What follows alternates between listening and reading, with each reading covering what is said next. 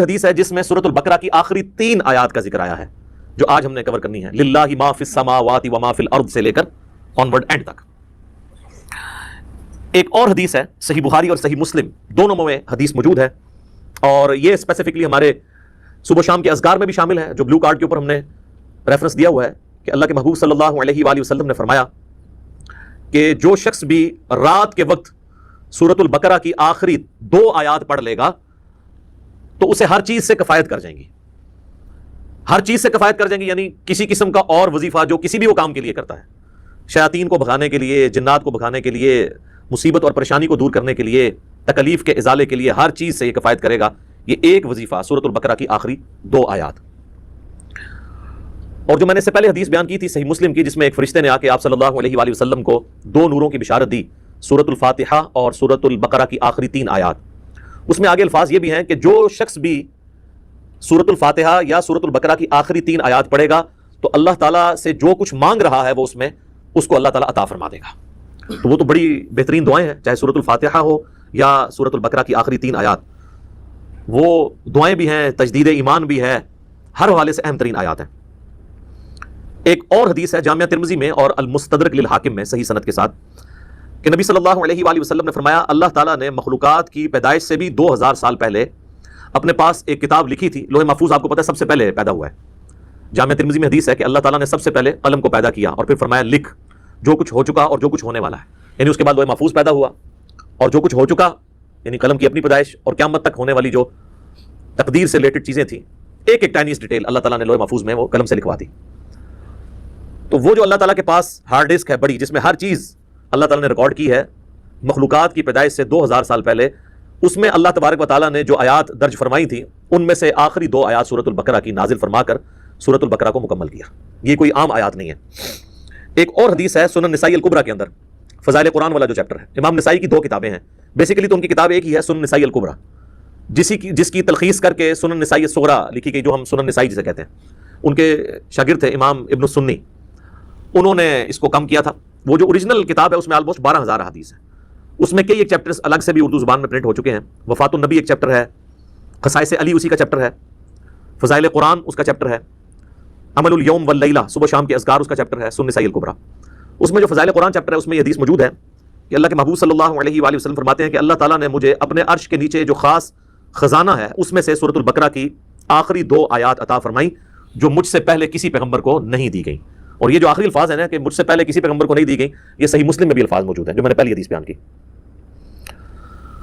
ان آیات کی فضیلت کے لیے یہ چیز بھی بڑی اہم ہے کہ یہ آیات اس دنیا میں نازل نہیں ہوئیں اللہ کے محبوب صلی اللہ علیہ وآلہ وسلم پر، بلکہ شب معراج نازل ہوئی ہیں آسمانوں پر۔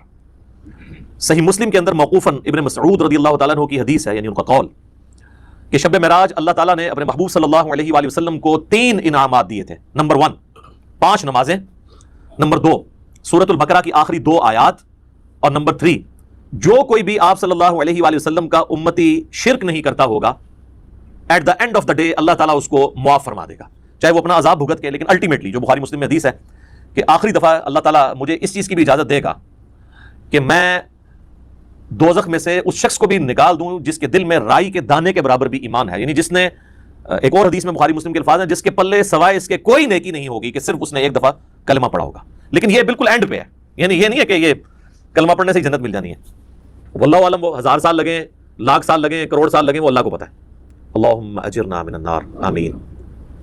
یہاں تو لوگ بڑی آسانی کے ساتھ کہہ دیتے ہیں نا جی خیر ہے دیکھی جائے گی، کوئی مسئلہ نہیں ہے، اور انہی سے کہا جائے نا کہ آپ 10 سیکنڈ کے لیے موم بتی کے فلیم کے اوپر اپنا ہاتھ رکھیں تو نہیں رکھ سکتے، اور جہنم کے بارے میں کہتے ہیں دیکھی جائے گی ایک پھیرا ہی لگے گا۔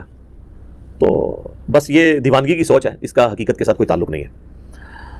تو یہ میرے بھائیوں میں نے چند احادیث بیان کر دی سورۃ البقرہ کی آخری 3 آیات کی، اور اس میں سے بھی اسپیسیفکلی آخری 2 آیات آمن الرسول بما انزل الیہ من ربہ والمؤمنون سے آنورڈ۔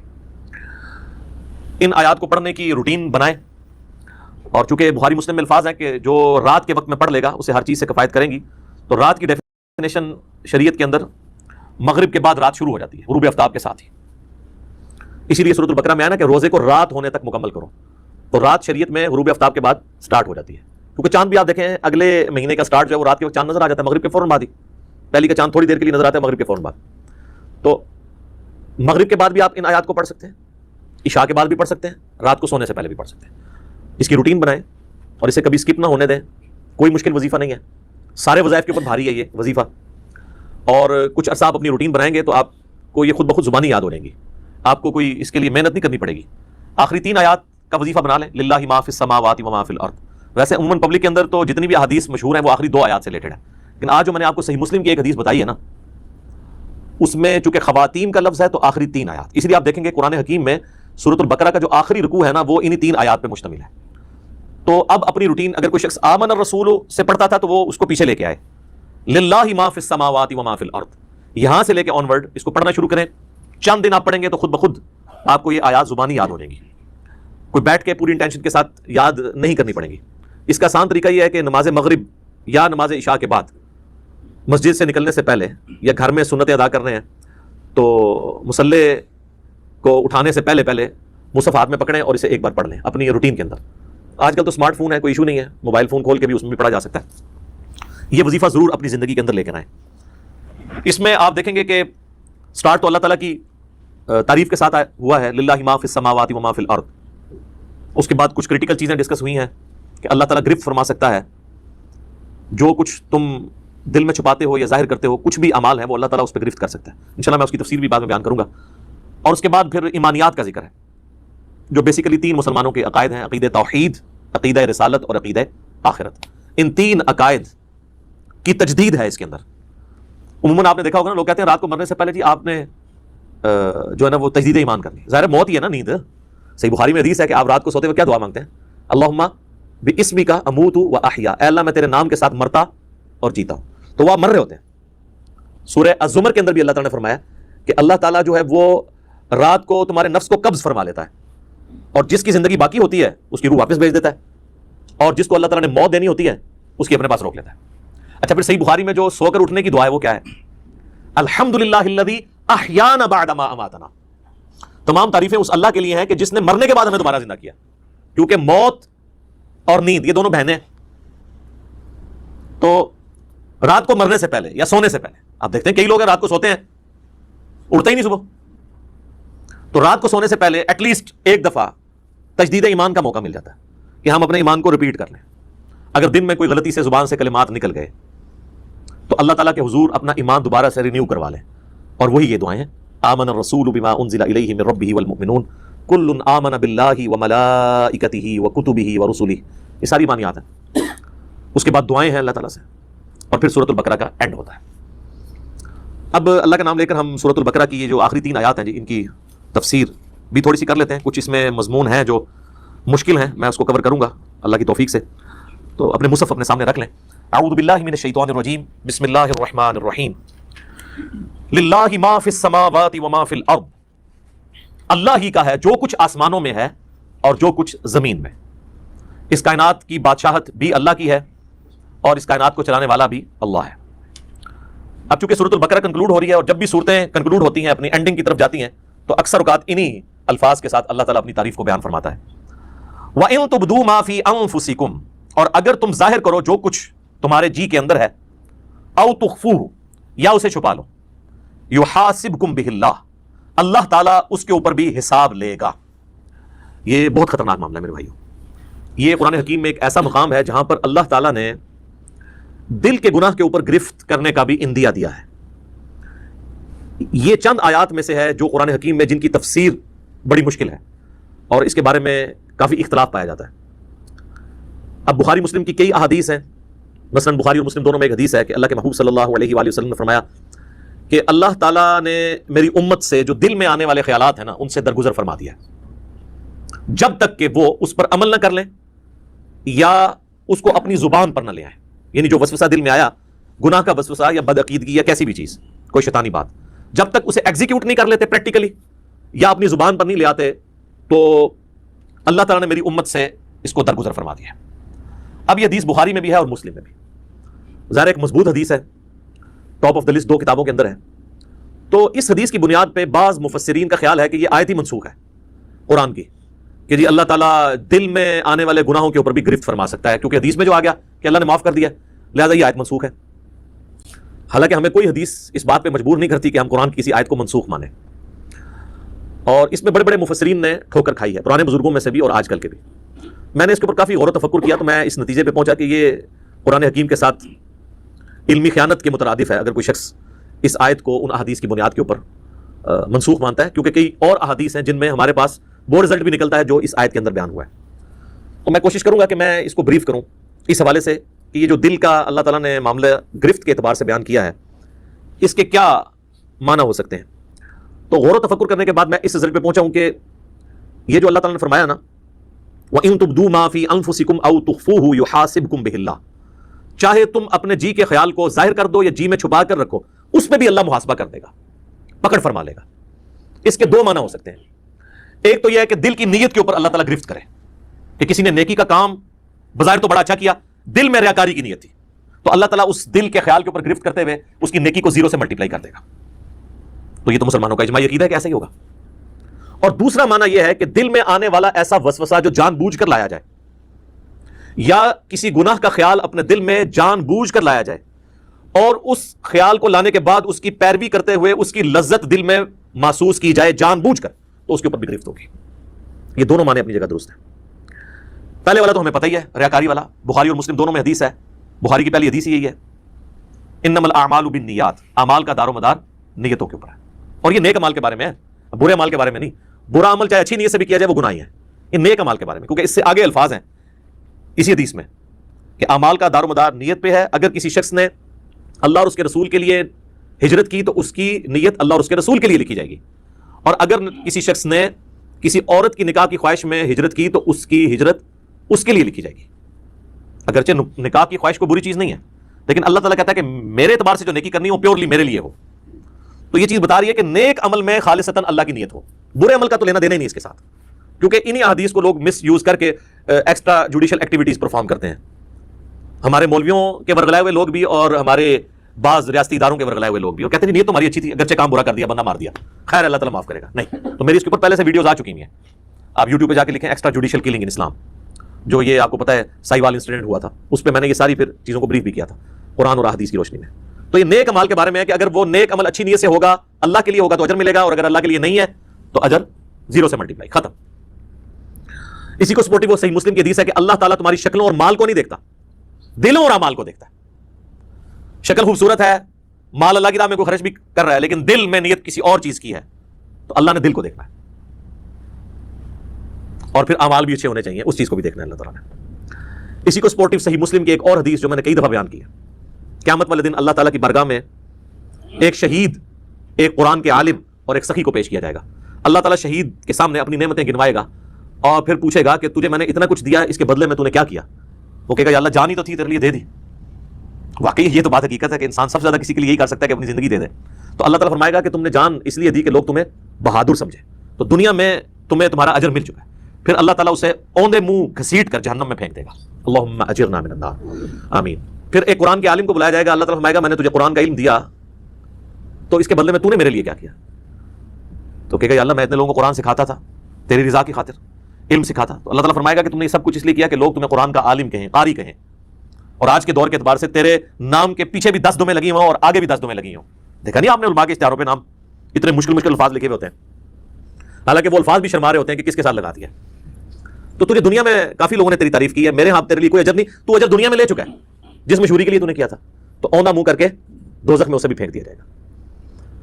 پھر اللہ تعالیٰ ایک سخی کو بلائے گا کہ تجھے اتنا مال دیا، تو نے میرے لیے کیا کیا؟ وہ کہے گا یا اللہ میں نے تیری راہ میں جو جو موقع بھی تھا، جس جس موقع پہ تو خوش ہوتا تھا میں نے وہاں وہاں خرچ کیا، غریبوں پہ بھی خرچ کیا، مسجد کے اوپر بھی لگا دیا، مدارس کے اوپر بھی لگوایا، اور کئی ایک یتیم خانے کھول دیے، مسجد کی ٹوٹیوں کے اوپر نیم پلیٹ بھی اپنے نام کی لگوائی آج کے دور کے اعتبار سے۔ میرے محلے کے نمازیوں سے بھی تو پوچھ سکتا ہے، تو لیکن یہ سارے دھوکے تو نمازیوں کو ہی دیے جا سکتے ہیں، ایون فرشتے بھی دھوکے کھا جاتے ہیں کیونکہ وہ بھی ظاہری عمل دیکھ رہے ہوتے ہیں۔ تو at the end of the day حساب تو اللہ نے لینا ہے۔ اللہ فرمائے گا تو نے یہ جو تیرے نام مال میں گرچہ نیکیاں لکھی ہوئی ہیں، لیکن یہ نیکیاں فرشتوں نے لکھی ہیں، بندوں کی نظر میں ہے، میری نظر میں تو نہیں ہے، کیونکہ تو نے سب کچھ لوگوں سے تعریف کے لیے کیا کہ میرے دسترخوان سے اتنے لوگ کھاتے تھے، میرے ہاسپٹل سے اتنے لوگ علاج کرواتے تھے، تو میرے حضور تو اس کا کوئی اجر نہیں ہے، اس کو بھی اونا منہ کر کے دوزخ میں ڈال دیا جائے گا۔ سر یہ 3 مثالیں اللہ کے محبوب صلی اللہ علیہ وسلم نے دی ہیں۔ اگر آپ میں سے کوئی شخص سمجھتا ہے کہ دنیا میں ان 3 نیکیوں سے بڑی کوئی نیکی ہو سکتی ہے تو میرے سامنے لے آئے۔ کیا شہید ہونے سے بڑی کوئی نیکی انسان اللہ کے لیے کر سکتا ہے؟ اور اگر کسی نے یہ نہیں کیا ہے، قرآن کی تعلیم سیکھنے اور سکھانے سے بڑی کوئی نیکی کر سکتا ہے؟ بخاری کی حدیث ہے تم میں سب سے بہتر وہ جو قرآن سیکھے اور سکھائے. اور بخاری مسلم کی ایک اور حدیث ہے کہ دو ہی لوگ ہیں جن پہ رشک کیا جا سکتا ہے. اگر تم نے حسد کرنا جائز ہوتا نا تو دو ہی لوگ ہیں جن سے انسان کو حسد کرنا چاہیے. ایک جسے اللہ نے قرآن کا علم دیا اور وہ لوگوں کو سکھاتا ہے, اور دوسرے جسے اللہ نے مال دیا اور وہ اللہ کی راہ میں خرچ کرتا ہے. اور تیسری نیکی یہاں پہ بھی مال ہی ہوئی ہے. یعنی اس کائنات میں سب سے بڑی 3 نیکیاں یہی ہو سکتی ہیں: شہادت, قرآن کا علم سیکھنا اور سکھانا, اور اللہ کی راہ میں صدقہ اور خیرات کرنا. یہ 3 نیکیاں بھی برباد ہو جائیں گی اگر اللہ کے لیے نہیں کی. ایون اگر اس میں کسی کو شریک بھی کیا ساتھ تب بھی برباد. مسند احمد میں حدیث ہے جس نے کسی کے دکھلاوے کے لیے نماز پڑھی گویا اس نے شرک کیا. اب مجھے بتائیں دکھلاوے کے لیے کون نماز پڑھ سکتا ہے؟ یہ کوئی اتنا آسان کام ہے؟ ہاں چلے چند ایک لوگ پڑھتے ہوں گے شاید, جس طرح وہ ہمارے قریبی دوست بتانے لگے کہ آپ کو پتا ہے جو پاکستان کے ایک فارمر پریزیڈنٹ تھے ضیاء الحق صاحب, ان کی پالیسی سے ہزار اختلاف لیکن ایک دیندار آدمی تھا, تو نمازی بڑا پکا تھا وہ.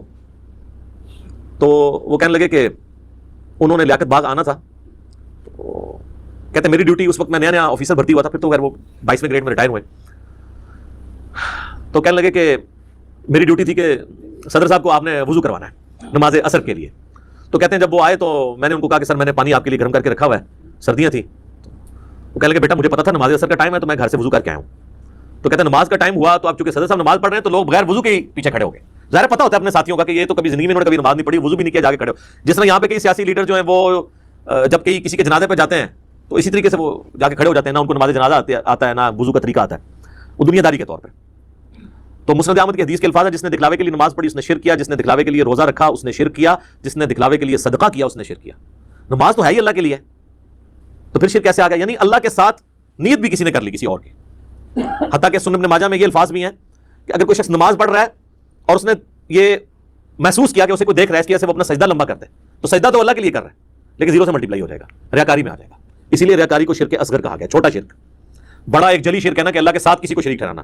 ایک یہ ہے کہ اللہ کے ساتھ شریک تو کسی کو نہ ٹھہرانا, لیکن جو اللہ کے لیے اعمال کر رہے ہیں نا اس کی جزا مخلوق سے بھی ڈیمانڈ کرنا, ریاکاری, دکھلاوا, یہ بھی شرک کی کیٹیگری میں فال کرتا ہے. اللہم لا تجعلنا منہم, اے اللہ ہمیں ان میں سے نہ کرنا جو اس طرح کے فتنوں کا شکار ہوں گے, آمین. اچھا جی, اب آگے دوسرے معنی کی طرف, وہ ہے دل میں محکم خیال لانا گناہ کا, برائی کا. تو اس کو سپورٹو وہ حدیث ہے بخاری اور مسلم دونوں میں حدیث ہے کہ نبی صلی اللہ علیہ وآلہ وسلم نے فرمایا کہ آنکھ کا زنا دیکھنا ہے, کان کا زنا سننا ہے, ہاتھ کا زنا پکڑنا ہے, پاؤں کا زنا چل کر جانا ہے, اور نفس یعنی دل تمنا کرتا ہے اور شرمگاہ اس کی تصدیق کرتی ہے. تو وہاں پہ نبی علیہ السلام نے ایک ایک جو عضو ہے نا اس کی برائی کا ذکر کیا اور نفس کا بھی ذکر کیا. اگر کسی نے برائی کا خیال جان بوجھ کر اپنے جی میں لا کر اس سے لذت حاصل کی تو فرشتوں کو تو نہیں پتا اس کا, لیکن اللہ کے حضور اس کی گرفت ہوگی, والعیاذ باللہ تعالی. اللہ کو کوئی نہیں پوچھ سکتا جی, سورۃ الانبیاء میں ہے نا لا یسأل عما یفعل وهم یسألون. اللہ کو کوئی نہیں پوچھ سکتا کہ اس نے کوئی کام کیوں کیا, اللہ ہر ایک کو پوچھ سکتا ہے وهم یسألون کہ تم نے یہ کام کیوں کیا. تو اللہ تعالیٰ دل کے خیالات کے اوپر بھی گرفت فرما سکتا ہے, والعیاذ باللہ تعالی. البتہ وہ حدیث اپنی جگہ ایک تسلی والی ہے بخاری اور مسلم میں کہ اللہ تعالیٰ نے میری امت سے دل کے خیالات کے اوپر درگزر فرما دیا ہے جب تک کہ اس پر عمل نہ کر لیں یا اس کو اپنی زبان پر نہ لے آئیں, یعنی دل میں آنے والے وسوسوں کو. لیکن اس کو بھی اسی اعتبار سے سمجھنا ہوگا کہ یہ بھی وسوسے وہ ہوں گے جو خود بخود آ جائیں, جو جان بوجھ کے لائے جاتے ہیں نا وہ سب اس کیٹیگری میں نہیں آئیں گے. بہرحال اللہ تعالیٰ کی رحمت کا ایک تقاضا بھی ہے, وَكَتَبَ رَبُّكُمْ عَلَى نَفْسِهِ الرَّحْمَةَ جو سورۃ الانعام میں ہے کہ اللہ نے اپنے اوپر خود سے ایک چیز واجب کر لی ہے کہ میں ہر حال میں رحم ہی کروں گا, جو بخاری مسلم دونوں میں حدیث ہے کہ میری رحمت میرے عرش پہ, میں نے اپنے پاس ایک عبارت لکھ لی تھی مخلوق کی پیدائش سے پہلے کہ میری رحمت میرے غضب پر سبقت لے جانے والی ہے. یہ برابر بھی ہوتی نا تب بھی ہمارے لیے مصیبت ہو جاتی. اسی لیے کہتے ہیں نا کہ اللہ تعالیٰ سے عدل نہیں مانگنا چاہیے بلکہ اللہ تعالیٰ سے اس کا فضل مانگنا چاہیے. اللہم انی اسألک من فضلک ورحمتک, آمین. اور صحیح مسلم میں ایک اور حدیث ہے کہ صحابہ کرام کہتے ہیں کہ یا رسول اللہ ہمارے دل میں بعض اوقات ایسے خیالات آتے ہیں کہ ہمیں بڑے بھاری گزرتے ہیں کہ ہم کسی سے اس کا ذکر بھی کریں. یہ اکثر لوگ پوچھ رہے تھے نا دل میں جناب وسوسے آتے ہیں, نماز میں بھی بعض لوگوں کو آ جاتے ہیں. تو آپ صلی اللہ علیہ وآلہ وسلم نے فرمایا کیا تم واقعی دل میں ایسے خیالات محسوس کرتے ہو؟ تو ان کا یا رسول اللہ ایسے ہی ہے. تو آپ نے فرمایا یہ تمہارے ایمان کی دلیل ہے, کیونکہ ایمان کا چور کون ہے؟ شیطان. شیطان اسی دل پہ حملہ کرے گا جس میں ایمان موجود ہوگا. اسی کو سپورٹو ایک سنن ابی داؤد میں حدیث ہے, صحابہ نے کہا یا رسول اللہ بعض اوقات ہمارے دل میں ایسے خیالات آتے ہیں کہ ہمارا دل چاہتا ہے کہ ہم جل کے کوئلہ ہو جائیں لیکن اپنی زبان پہ اسے کبھی نہ لائیں. تو آپ نے فرمایا اللہ کا شکر ادا کرو کہ اللہ تعالیٰ نے اس کو وسوسہ بنا دیا, تم نے پریکٹیکلی ان خیالات پہ عمل نہیں کیا. یہ بھی ایمان کی ایک دلیل ہے. ایک اور زبردست حدیث ہے بخاری اور مسلم میں کہ نبی صلی اللہ علیہ وآلہ وسلم نے فرمایا کہ جب بندہ نیکی کا ارادہ کرتا ہے نا تو اللہ تعالیٰ فرشتے سے فرماتا ہے جو کرامن کاتبین ہیں کہ میرے بندے کی ایک نیکی لکھ لو، کیے بغیر ہی ارادے کے اوپر. ظاہر ہے وہ اللہ تعالیٰ مطلع کر دیتا ہے فرشتے کو،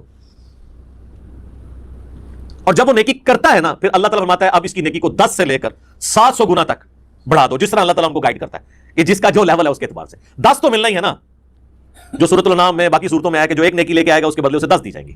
جو بخاری مسلم میں آیا کہ نمازیں تو 5 پڑھی جائیں گی لیکن ثواب 50 کا ملے گا، 10 گنا.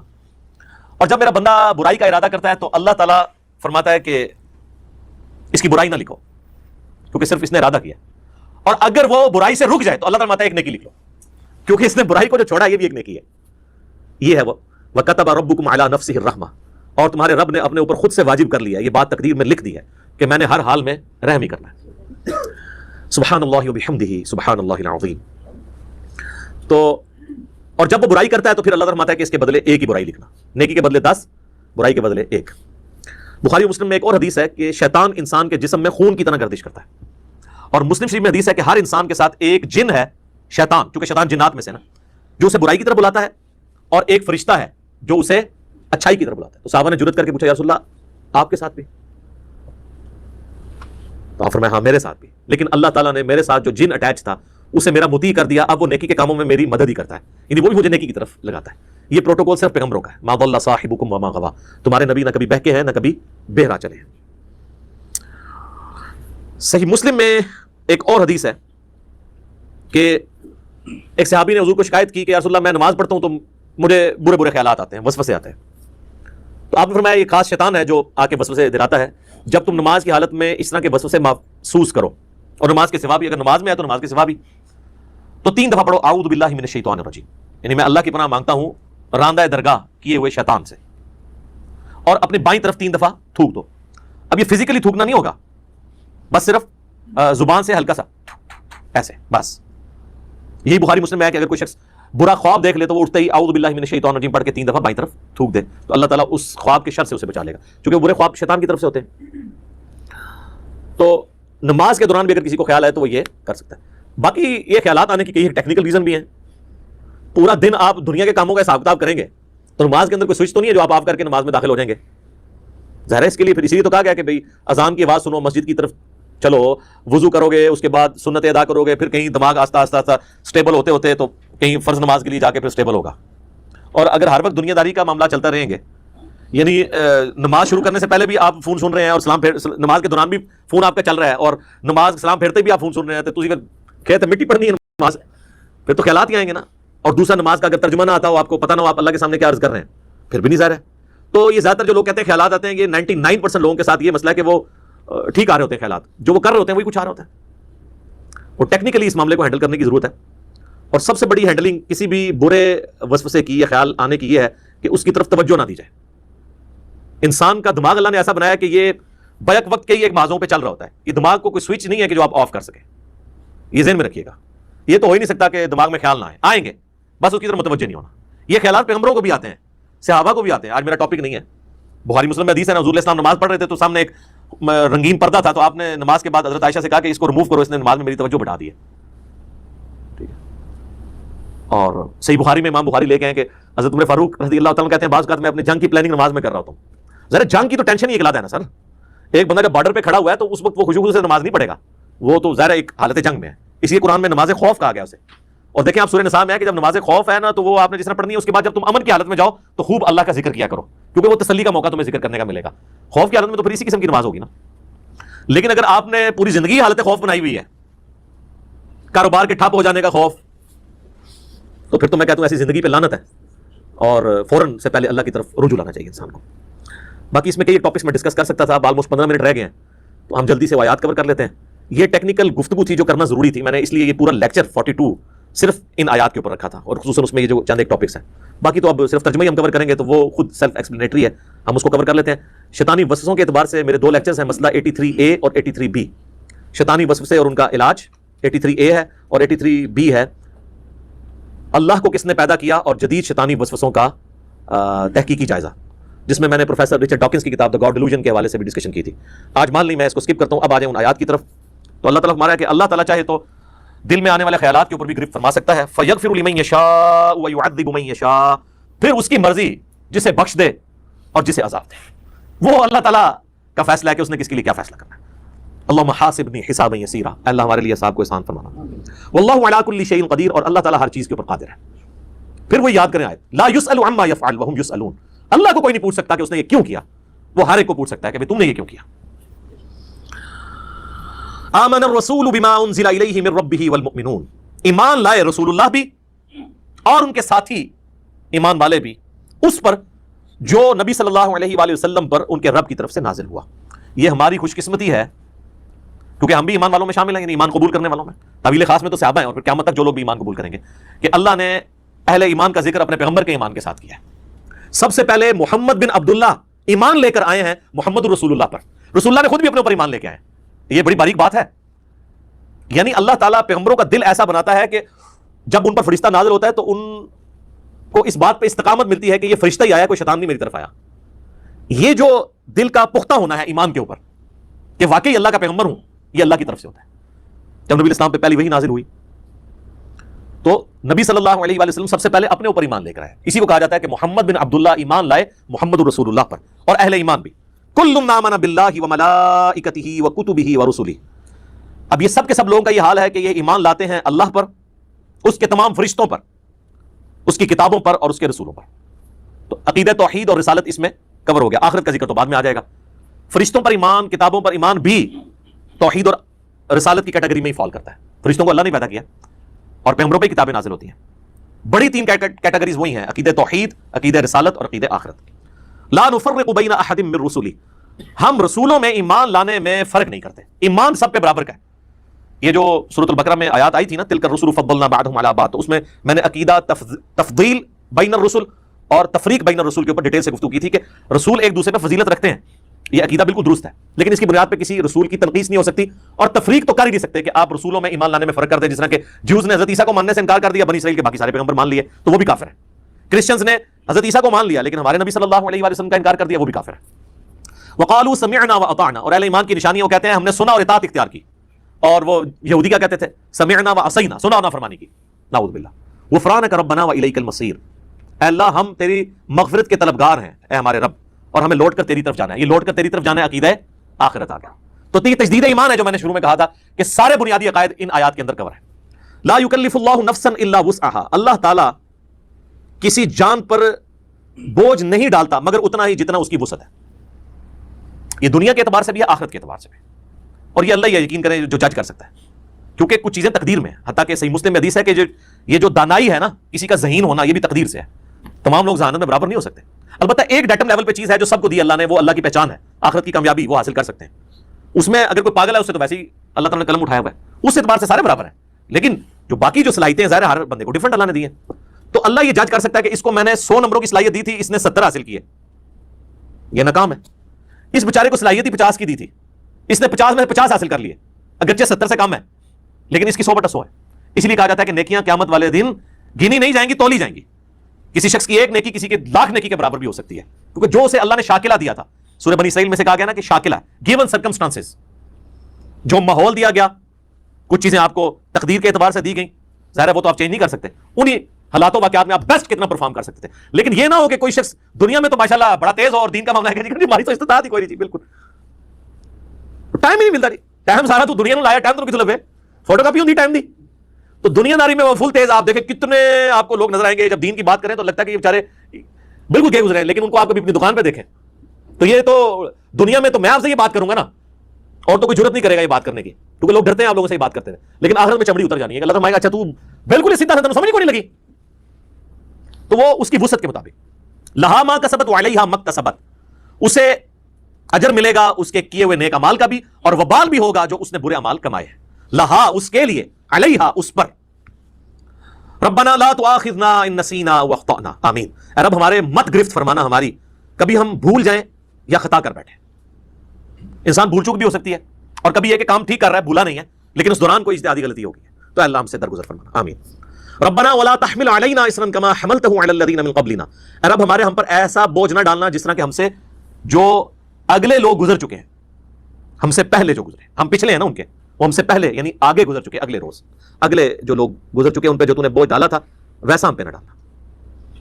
صحیح بخاری میں حدیث ہے، صحابہ کرام نے جب شکایت کی نا کہ یا رسول اللہ اتنی تکلیفیں اٹھانی پڑتی ہیں، تو آپ علیہ السلام ناراض ہوئے۔ آپ نے فرمایا کہ اگلے لوگوں کو تو اتنی تکلیف دی جاتی تھی ایمان لانے پر کہ زمین میں گڑھا کھود کے ان کو کھڑا کیا جاتا تھا اور سر پہ آرا رکھا جاتا تھا، وہ اپنے 2 ٹکڑے کروا لیتے تھے، ایمان نہیں چھوڑتے تھے، اور جسموں پر لوہے کی کنگیاں پھیری جاتی تھی یہاں تک کہ ان کی ہڈیوں تک پہنچ جاتی تھی اور گوشت چھیلا جاتا تھا۔ اور قرآن میں بھی سورۃ العنکبوت کا سٹارٹ پڑھ لینا، اللہ فرماتا ہے کہ کیا تم اس بات پہ چھوڑ دیے جاؤ گے کہ ایمان لے کر آئے اور تمہاری کوئی آزمائش نہیں ہوگی؟ ہم نے تم سے پہلے لوگوں کو بھی آزمایا تھا، تمہیں بھی ضرور آزمائیں گے۔ جو سورۃ البقرہ میں ہے وَلَنَبْلُوَنَّكُمْ بِشَيْءٍ مِّنَ الْخَوْفِ وَالْجُوعِ وَنَقْصٍ مِّنَ الْأَمْوَالِ وَالْأَنفُسِ وَالثَّمَرَاتِ، خوف سے آزمائیں گے، بھوک سے، جان اور مال میں نقصان کر کے آزمائیں گے، اور دیکھیں گے کون صبر کرنے والا ہے۔ ربنا ولا تحمل علينا اصرا كما حملته على الذين من قبلنا ربنا ولا تحملنا ما لا طاقة لنا به، اے رب ہمارے ہم پر ایسا بوجھ نہ ڈالنا کہ جس کو لے کر ہم چل نہ سکیں، ایسا بوجھ نہ ہو، یعنی ہمارے معاملات بھی چلتے رہیں اور ہمیں جو شریعت کی پابندیاں ہیں اس کو بھی ہم ایگزیکیوٹ کرتے رہیں، ایسا نہ ہو کہ ایسے حالات و واقعات بن جائیں کہ ہم تیرے احکامات کی پیروی نہ کر سکیں حلال اور حرام کے اعتبار سے۔ واعف عنا، اے اللہ ہم سے درگزر فرمانا، آمین۔ ویسے عفو کہتے ہیں ڈھیل دینے کو، چھوڑ دینا۔ واغفر لنا، اور ہمارے گناہوں کو ڈھانپ دینا، ہماری بخشش فرمانا۔ وارحمنا، اور ہم پر رحم فرمانا۔ انت مولانا، تو ہی ہمارا پشت پناہ ہے۔ حسبنا اللہ ونعم الوکیل، ہم نے اللہ پر بھروسہ کیا اور وہی بہتر کارساز ہے، وہی ہمیں کافی ہے۔ فانصرنا علی القوم الکافرین، پس کافروں کے مقابلے پر ہماری مدد فرمانا۔ اچھا یہاں پہ یہ سورۃ البقرہ مکمل ہوئی الحمدللہ۔ آپ دیکھیں کہ یہ بیسیکلی تو اس کے اندر بہت بڑے اشارے تھے آخری آیات کے اندر، کیونکہ یہ غزوہ بدر سے پہلے نازل ہوئی ہے، اور اب یہ دعائیں سکھائی جا رہی ہیں کہ اب تمہارے جہاد اور قتال کے مراحل شروع ہونے والے ہیں۔ اس وقت تو صحابہ کو پتہ ہی نہیں تھا، ان کی تو پوری زندگی جو ہے وہ جنگوں سے عبارت تھی، یعنی آخری دفعہ ہی مل کے جاتے تھے اپنے گھر والوں کو، چاہے بدر میں گئے ہیں، احد میں گئے ہیں، خندق میں گئے ہیں، خیبر میں گئے ہیں، اور پھر حضور کے بعد بھی قادسیہ اور یرموک بھی لڑنی پڑی، ہزاروں لوگ شہید ہوئے۔ تو اس کے یعنی تمہید کے طور پہ یہ صحابہ کرام کو تعلیم دی جا رہی ہے کہ اب تم پہ مشکل حالات و واقعات آنے والے ہیں، تیاری کر لو۔ یہ دعائیں اللہ تعالیٰ سے مانگتے رہو اور اللہ کی طرف رجوع رکھو تاکہ اللہ تعالیٰ کافروں کے مقابلے پر تمہاری مدد فرمائے، آمین۔ تو یہ میرے بھائیو کمال کی آیات ہیں، ان کے اوپر تو خیر 1 گھنٹہ اور بھی گفتگو کی جا سکتی تھی، میں نے کوشش کی کہ جو ٹیکنیکل ایشوز ہیں نا اس کو ڈسکس